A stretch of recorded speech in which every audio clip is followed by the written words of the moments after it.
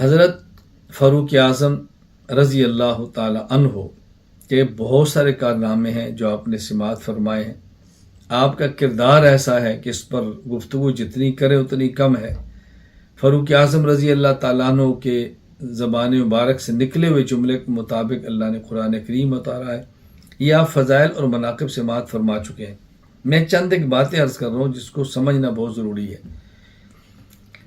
محرم کے حوالہ سے یہ ذہن نشین فرما لیں کہ محرم الحرام 9 اور 10 یا 10 اور 11 یہ روزہ رکھنا ہے.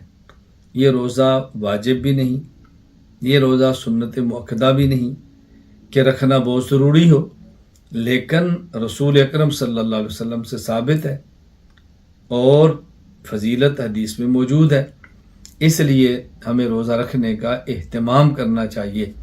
لیکن اگر کوئی بندہ روزہ نہ رکھے تو قطعاً اس کے اوپر اعتراض نہیں کرنا. یہ بات ذہن نشین فرما لیں.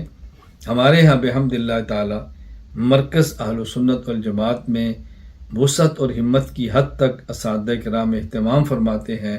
خود بھی روزہ رکھیں اور طلباء کرام بھی روزہ رکھیں.